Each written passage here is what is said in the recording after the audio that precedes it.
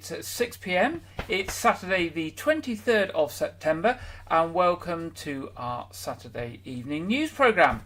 And in the news this week, we start with a recent survey has been carried out on behalf of the Care Quality Commission, and it captured the views and experiences of 560 patients who stayed at least one night at Dorset County Hospital during November 2022. Questions included in the survey asked for feedback on the patients' journeys from admission to the hospital, through treatment and through to discharge. The results revealed that 100% of people surveyed had trust in the doctors providing their care. 99% of people felt they were treated with dignity and respect, and 85% of patients rated their overall hospital experience as 7 out of 10 or more. Dorset County Hospital scored above average for staff explaining reasons for changing wards at night, staff not contradicting each other about care and treatment, the quality of the food, being able to get food outside of meal times, and having help from staff to eat their meals. Areas for improvement revealed in the survey included providing further explanation and discussion with patients regarding their care and need for equipment or home adaptation after leaving hospital, helping patients keep in touch with friends and family, and being asked about the quality of their care whilst in hospital. The full patient survey and all the results for all hospitals are available on the Care Quality Commission website at www.cqc.org.uk/publications/surveys if you want to go and see more about that survey and all the other hospitals that were involved in the survey. Now, the second of 12 memory stones have been unveiled at Tate Quarry Sculpture Park today on Portland. The first memory stone, the Ocean Stone, was unveiled in February this year. Today, the Wren Stone, commemorating architect Christopher Wren, was unveiled by the Dean of St Paul's Cathedral from London to mark the life and architectural works of Sir Christopher Wren in his 300th anniversary since his death. Of course, many of the buildings, such as St Paul's, were made of Portland stone. The 12 stones in total, when complete, will allow people to work together and create a legacy for the island, with each of the stones having a theme of its own, such as ocean, quarries, architecture, plants, insects and birds, as well as others. Now, this week, Dorset Council announced it has successfully secured funding to improve and preserve the heritage site of the High Angle Battery on Portland, and you can see a picture of it on the screen. Thanks to a grant of just under £250,000 from the National Lottery Heritage Fund, an exciting new project to rediscover the site is set to begin. Built in the 1890s to help defend the Isle of Portland against invasion, the locally important site of the High Angle Battery has slowly fallen into disrepair, and last year its outdated interpretation panels, graffiti and heritage damage led to the site being placed on Historic England's at-risk register. This project, which has been made possible by the money raised by the National Lottery players, will focus on improving the site's heritage, biodiversity and access. It aims to help tell the story of the battery to a much wider audience. A previous consultation with the local community helped shape the project, through which key partners, the community and volunteers outlined improvements they wanted to see made at the site. The consultation also highlighted local appetite for more activities and events at the site, and for the popular ghost tunnels to be fully opened. Working closely with Portland Town Council, the council planned to act on what the community has asked for and rejuvenate the historically important site. Once the work has been completed, the battery will become a valuable local asset where events, tours and school visits will be a regular occurrence. Moving forward, a Friends of group will be set up to help with the long-term care of the site, which will be managed in partnership by Dorset Council and Portland Town Council. Now, a free training programme that has recruited an army of special advisors to help thousands of Dorset's residents get online has scooped a prestigious national award. Dorset Council's Embedded Digital Champion initiative has won the acclaimed Digital Skills title at the Connected Britain Awards in London last Wednesday, the 20th of September. The award recognises the feat of training nearly 1,000 of the county's frontline workers and volunteers to be digital champions within their own organisations. On average, each embedded digital champion is helping at least one person a week with their digital skills. This means potentially around 46,000 Dorset residents are being supported by embedded champions every year. The judges said the scheme is a proactive and impactful initiative that tackles the digital divide head-on, providing digital skills to empower those that need it most. Embedded digital champions have been recruited from places such as GP surgeries, libraries, voluntary organisations, Dorset and Bournemouth, Christchurch and Poole councils, and the housing associations. The first phase of the embedded digital champion training has now ended, but anyone interested in finding out more about possible future courses can email digitaldorset@dorsetcouncil.gov.uk. That's digitaldorset@dorsetcouncil.gov.uk. Now, in excess of 2,500 triathletes competed in the Weymouth Ironman 70.3 2023 last Sunday. However, due to health and safety concerns, the 1.2 mile swim that was scheduled to start the triathlon off at 7:15 in the morning in the seas off Preston Beach was cancelled. Some competitors did enter the water to test out the conditions, but it was evident that even the elite experienced athletes would struggle to perform in the choppy seas in Weymouth Bay, and the threat of thunderstorms also in the area. The event began in Lodmore car park with riders setting off at timed intervals, followed by a gruelling 56-mile cycle ride around the rural lanes of South Dorset. Most of this leg took place during a relentless rainstorm. On their return to Lodmore, the competitors then transitioned into their running gear for a 13.1 mile run, concluding in front of the Pavilion Theatre. The first man to cross the finish line was Steve Derrett, completing the race in an impressive time of 3 hours, 37 minutes and 29 seconds. And the first woman to break the tape was Lucy Mapp, who achieved an equally impressive time of 4 hours, 5 minutes and 24 seconds. Now, quite a few things from Dorset Police this week that they would like help with. First of all, Dorset Police received a report at approximately 4:30 p.m.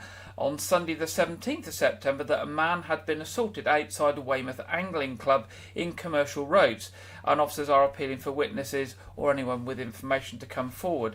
The victim was a man in his 50s. He was treated at the scene by an ambulance crew before reporting the incident to the police. Inquiries are currently ongoing and no arrests have been made. Police Constable Richard Simmons of Weymouth Police said, "I am carrying out an investigation to establish what happened and am keen to hear from anyone with information. There may have been a number of people outside Weymouth Angling Club at the time or members inside the club who have relevant knowledge of what happened, and I would like to speak to anyone who witnessed the incident who has not already spoken to the police." Moving on, police officers investigating a failed to stop collision in Weymouth are appealing for witnesses or anyone with dashcam footage to come forward. At approximately 7 a.m. on Sunday the 10th of September, a two-vehicle collision occurred on the A354 Rodwell Road at the junction with St Leonard's Road.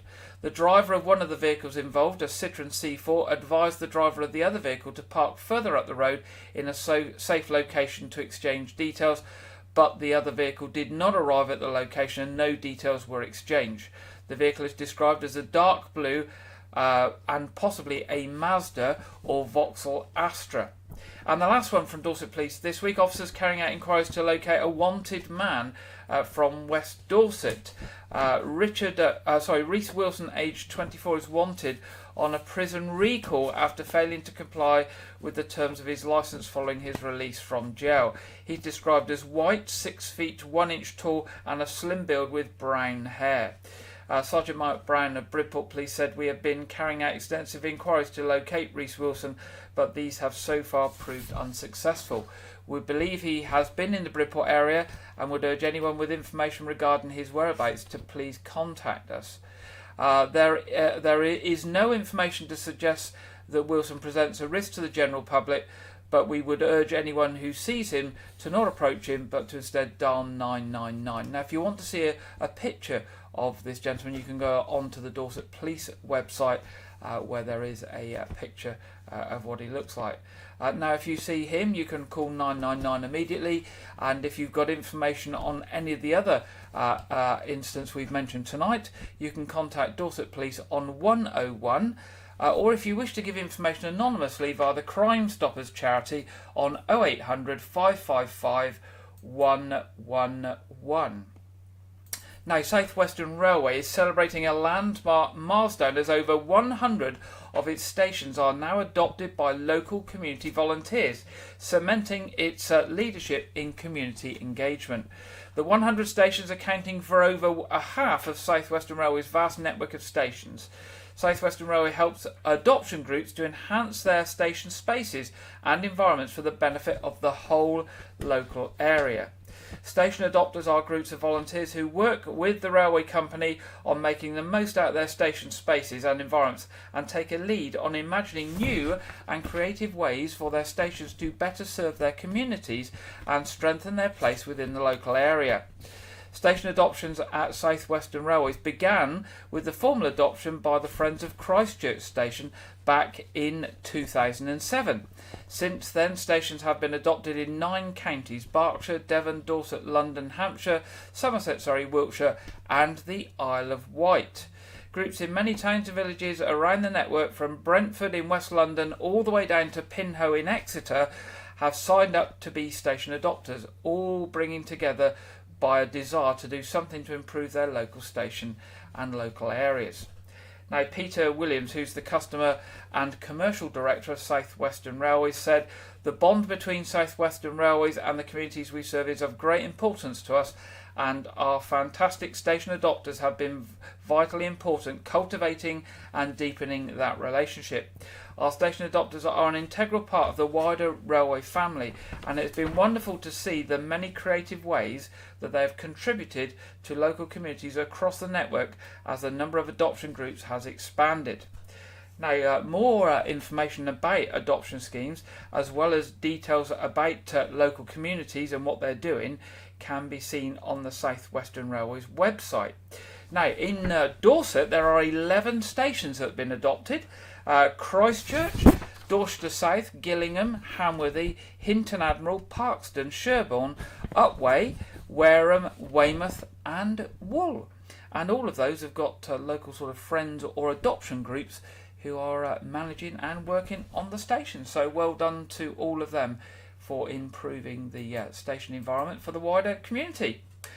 Now, Julian House, a charity that supports vulnerable and at-risk individuals, is organising a big Dorset sleep out on November the 3rd, and is asking the public to stand up against homelessness by challenging themselves, friends, family and colleagues by sleeping out for one night.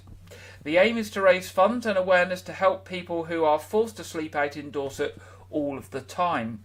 The charity says that the purpose is not to replicate the stark reality of being homeless and sleeping on the streets, but to raise vital funds through sponsorship. You can enter as an individual or with friends and family, or a team from work, school or another organisation, with a proviso that under 16s must be accompanied by an adult at all times. Now, you can find out much more about this, the Big Dorset Sleep Out, with Julian House, at the Julian House website. So if you have gone to Google and you search for Julian House Big Dorset Sleep Out, you will find everything that you need to know about it. And that's something that you can get involved in and support the work that they are doing. Now, the coroner for Dorset is seeking the assistance of the public to find the next of kin of a man who lived in Weymouth. Malcolm James Sloper, who was 56 years old, died at his home address in Ranelagh Road on Wednesday the 13th of September. His death is not being treated as suspicious, and no police investigation is needed into his death. The coroner's officer, Lucy Manuel, said, "We are not treating the death as suspicious. However, we have not been able to locate his next of kin." Now, if any member of the public has any knowledge of the next of kin or any family members or possible family members of Malcolm James Sloper, 56-year-olds of Ranley Road, then please do call the coroner's office on 01202 123 900. That's 01202 123 900. They will be very pleased to hear from you. Now, 6 out of 10 care homes and domiciliary care agencies in the Dorset Council area now have electronic records in place as part of an initiative launched late last year to digitise all of their services. This nationwide initiative aims to help the Care Quality Commission registered adult social service care providers replace paper-based care planning systems with digital records. The digital social care records allow the digital recording of care information and care received by an individual within a social care setting, replacing the traditional paper-based records. They are person-centred and enable information to be shared securely and in real time with authorised individuals across the health and care sector. The records play an important role in joining up care across social care and the NHS services. The initiative was part of discussions at a special conference organised by Dorset Council and provider partners in care at the Hamworthy Club in Wimborne this week, which brought together care providers to explore and discuss various digital support options available. And finally, in our headlines tonight, parents and carers will need to apply by Tuesday the 31st of October for the best chance of getting a place for their children at their preferred school next September. Yeah, it seems a way off next September, but the process of applications for school places next year is already underway. Now, this applies to all children moving from primary to secondary care or middle to upper schools in September 2024.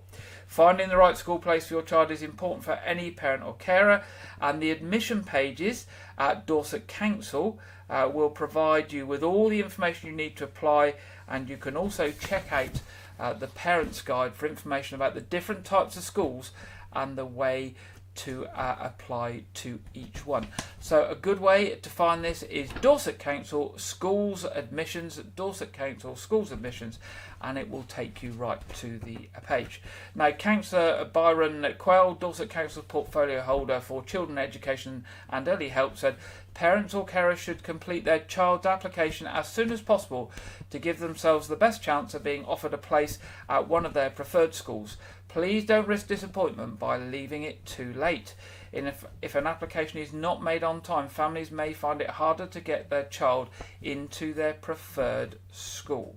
Okay, so if your child is due to start secondary or upper school in September 2024, that's next September, you should apply now to avoid disappointment, but certainly by the 31st of October. If you need any help with applying, you can speak to the admissions team at Dorset Council by telephone on 01305 221 060. That's 01305 221 060. Or you can email them at admissions@dorsetcouncil.gov.uk. That's admissions@dorsetcouncil.gov.uk. And as I say, if you go onto Google and search for Dorset Council School Admissions, you will get all the information you need up about that application process. And that's the end of the headlines this week. Now, in last week's programme, we mentioned Bart's Bash, a sailing event that's been going on for 10 years, which was set up to remember Olympic sailor Andrew Bart Simpson, who unfortunately died in a sailing accident when practicing for the America's Cup, I think it was, quite a long time ago now, over 10 years ago. So on Saturday afternoon, I popped along to the Weymouth and Portland National Sailing Academy to watch some of the members from Chesil Sailability, one of the organisations taking place, set off for Bart's Bash. And here it is now.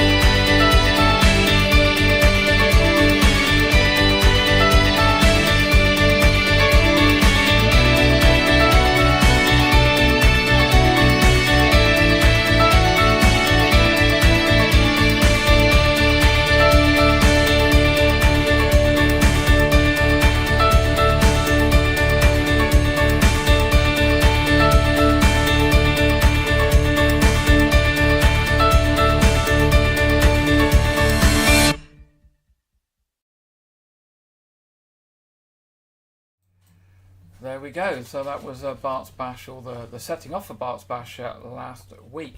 Now, Chesil Sailability offers sailing experience to those who are disabled and less abled, and gets them out on the sea, and does that for a range of people with different types of disability. And is always hoping to hear from more people that want to go out for a sail, and of course needs volunteers to function. So if you've either got an interest in sailing and you would like to help get others on the water, or if you've got no experience in sailing whatsoever and you would like some tuition, or you would like to volunteer in other ways like hoisting and doing admin and booking people in and getting life jackets on them, then Chesil Sailability would love to hear from you. And pop along to their website and you will find their email address and telephone number, and the website is at chesilsailability.org.uk, and they have a range of boats there. You can see some of the boats are larger and people go out in large groups, and some of them are single crewed or double crewed and a bit smaller and a bit nippier. So they've got boats there to cater for different needs of different people. There we go. Okay, so moving on, this week we're also pleased to introduce a new feature where Clive Gray, who you'll be aware produces a monthly programme a year, Gardening, and has been now for 3 years or more, I think it probably is producing a weekly feature, and he's going to call it This Week in the Garden. And so this is the first take of that. So we're joining Clive now back in his garden, and I think he's going to be looking at some tomatoes, if I remember.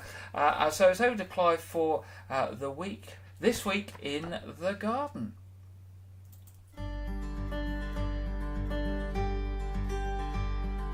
Hello and welcome to the first of my weekly little mini shorts. Now, I've just come back from a week away in Weymouth, and I decided not to pick my green tomatoes before I went and see if anything would happen. And we've got lots of red ones, and I'm just going to clear those now, collect those in, because the plants have had it, but there's still some lovely fruit on here which we can use indoors. So I'm picking all of this now, and then I'm going to go outside and have a look at my apples as well, because they're going to need picking as well. I've got a few lovely tomatoes here, so I'm not quite sure what I'm going to do with all of these, but as you can see, I've got quite a few there and a few more to come off these plants. Well, the weather's changed and we don't really want to be losing this lovely fruit to the ground, so we just give that a little twist, and these apples will just come off. Oh look, that's a beautiful apple there, gently into the basket down here. We don't want to bruise any of these. We'll just take these last few apples from the tree. Beautiful. Pop those into here. So this week is just a case of getting the last of these fruits in. I'm going to go and pick grapes, get those all gathered in. We might make some juice, we might be able to eat some of them. We'll just see how the crop goes on there.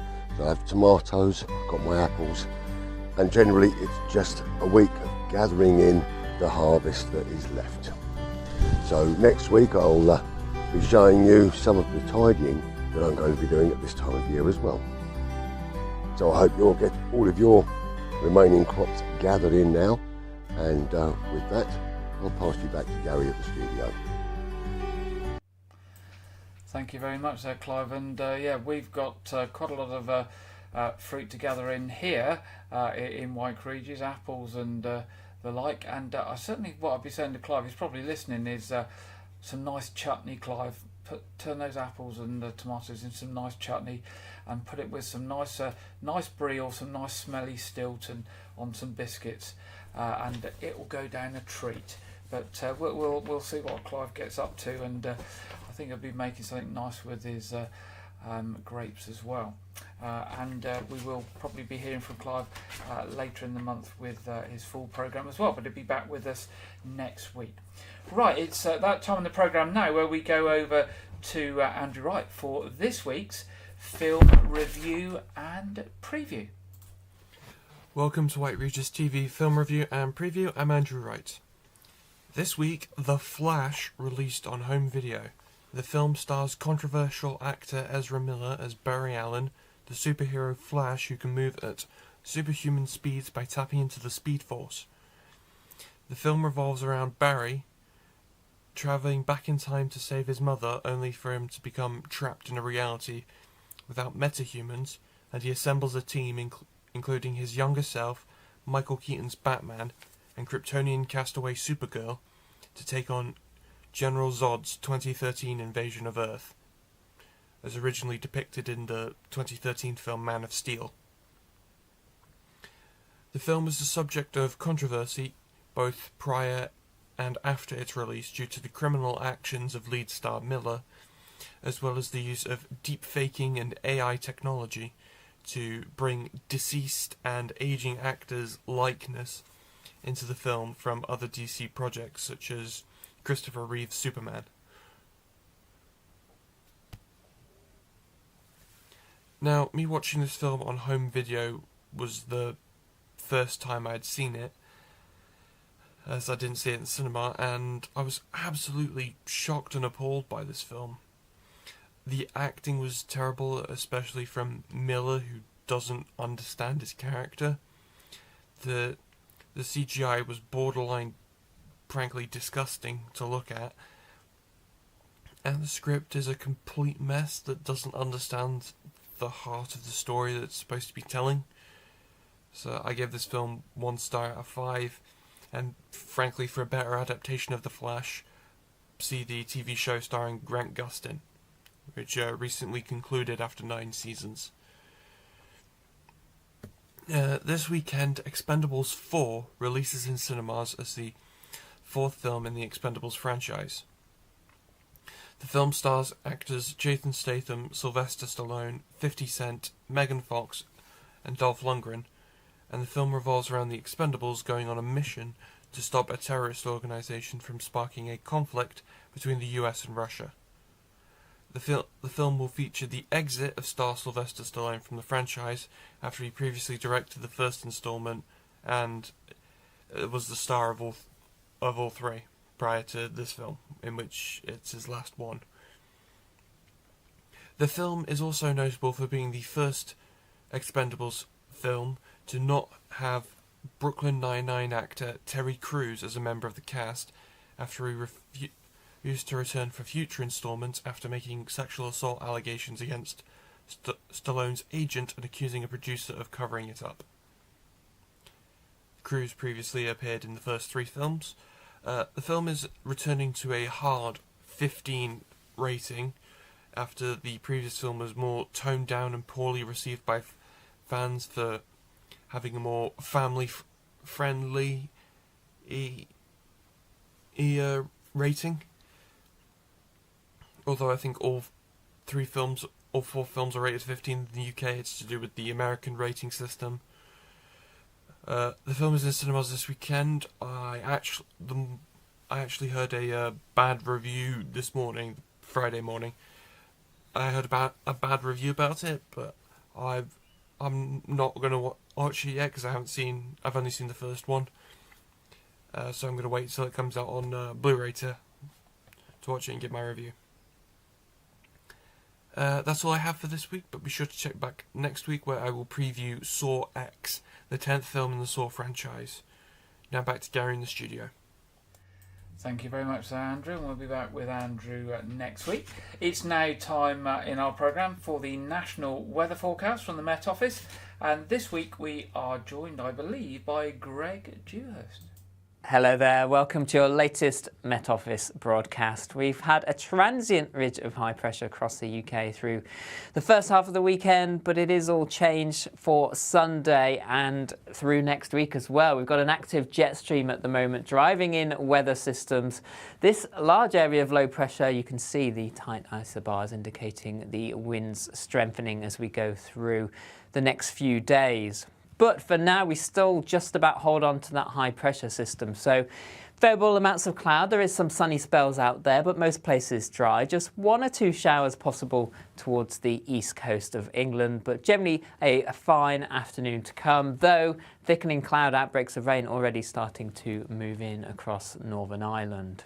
Temperatures overall similar to recent days, generally reaching the mid to high teens, so near average for the time of year, but winds generally light, so in the sunshine it won't feel too bad. Definitely the best day overall. Then into this evening and overnight, the band of rain pushes in from the Atlantic, turning heavy during the early hours, particularly across parts of Scotland, Northern England, later on Wales and the West Country. Some drier spells moving into Northern Ireland, Western Scotland later on in the night. Generally southeast England holding on to the clearest skies for longest. With this cloud and rain, it will start to drag in some mild air too. So temperatures rising through the night. So by Sunday morning, most places in double figures. So a bit of a cloudy start, a breezy start to Sunday morning. Outbreaks of rain for the West Country, Wales, Midlands into Northern England. Some rain as well for Northern Ireland, Western Scotland. Drier in between. Some brighter spells for southeast England too. And then through the day, the bands of rain push north and turn increasingly heavy. Some hefty downpours developing within this. We could see some localised flooding as we move into the evening time on Sunday. A Met Office warning out for this rain, and the winds picking up too, particularly across the north and the west of the UK. 50, 60 miles an hour possible in exposed locations. Generally though, a breezy day for everyone, gusts of 20 to 30, possibly locally 40 miles an hour around the coast. But just notice into the afternoon, parts of England and Wales just brightening up. The southeast again generally staying dry with some sunny spells. And the winds coming in from the south, mild air, temperatures mid to high teens for most, but locally 20, 21 Celsius in the best of the sunshine towards the southeast. Into the evening time, further pulses of heavy rain across Northern Ireland, stretching into Northern England, Scotland too. We could see some local disruption as we move through the evening time. Further heavy rain for Wales, the West Country too. Further east, generally dry and the wind staying on the strong side. And not much change as we move into next week. Jet stream remains strong and over the UK, and we are watching the potential development of a deep area of low pressure moving into Wednesday. Some uncertainty with the details at this stage, exactly where this low pressure will end up, but it is worth staying up to date with the forecast through the weekend and into next week, as the details are likely to change a little, but some disruption from that low pressure is possible. So if you'd like more information on the weather over the coming days, you can follow us on our social media channels. See you again soon.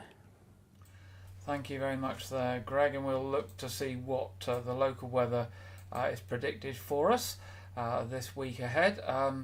Much the same as last week, but we do have 3 drops of rain there on Wednesday, which is not a good sign. So some heavy showers. Looks like sunny and showers. Obviously changeable winds as well as that low pressure moves down through the country. So somewhat unsettled this week. But still quite mild, yeah, unsettled. Definitely need to take a coat out with you if you're going out this week.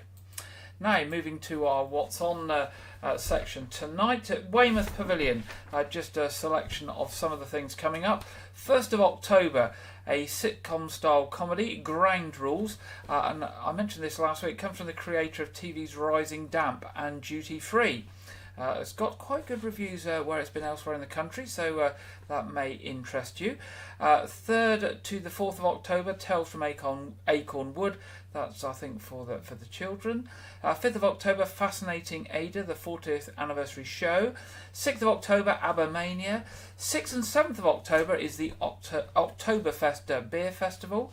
7th of October, ELO again. And 12th of October, Rod Stewart Songbook.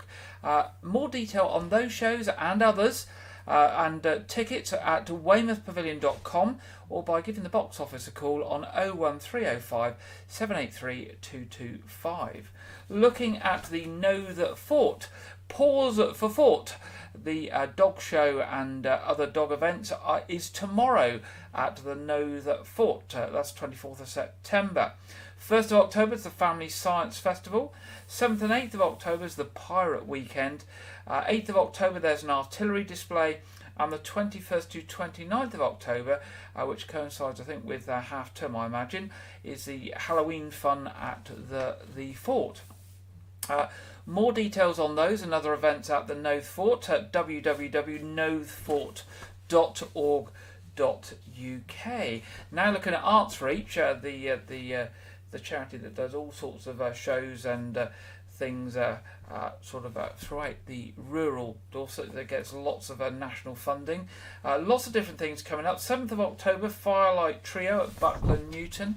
8th of October, Desert Island Flicks at Winfrith Village. 13th of October, Canterbury Tales at Piddle Trentide Memorial Hall. 20th of October, a pocket opera at Portisham Village Hall. 25th of October, Stories in the Dust at Royal Manor Theatre. And 26th of October, Egg and Spoon at Powerstock Hut. That's for children 1 to 4, again tying up with half term. More info on those and many, many more shows throughout Dorset. artsreach.co.uk, artsreach.co.uk, which you can get tickets online as well. Also mentioned last week, there's a talk by Antiques Roadshow regular Paul Atterbury at the Dorset and Somerset History Society Open Day at St Aldham's Church, Spa Road, on Saturday the 30th of September. That's next Saturday. Paul's talk will be on life in Victoria, Britain. The day starts at 10 a.m. and runs to 4 p.m. and there'll be free tea, coffee and biscuits provided. If you want more details, call John Yallop on 01305 776 008, 01305 776 008. Now, church services in the Wyke and Laneham area tomorrow. All Saints Church at 9:30 and St Edmunds at 11 o'clock. We're almost there to the end of this week's programme, but just to remind you that tonight our quiz programme will be on at 7:30, so about 40 minutes time. It will go live about 7:20, so you can find the streams and get yourself sat comfortably for a prompt start at 7:30. It's free. It's certainly aimed at family and community, suitable for all, and everyone is welcome if you would like to join us. That's at 7:30 tonight and every Saturday night. Well, that brings us to the end of this week's programme. Thank you to Clive and Andrew for their continued support of what we're doing, and we look forward to them joining us again next week. If you've got any news for us or any events coming up, or anything you want to share with the local community here in Wyke Regis, South Dorset and beyond, then do drop us a line at news@wykeregis.tv. That's news@wykeregis.tv, and we'll be happy to include that in next week's programme. That's all we have for this week. I hope that the rest of the weekend is as nice as it has been today. I think we might get some showers tomorrow, looking at that forecast. But as you know, the weather forecast can rapidly change, particularly if it gets windy and things just travel a little bit further up the country than expected. But we hope you have a nice weekend, a nice week ahead, and look forward to being back with you next Saturday at 6 o'clock. Good night.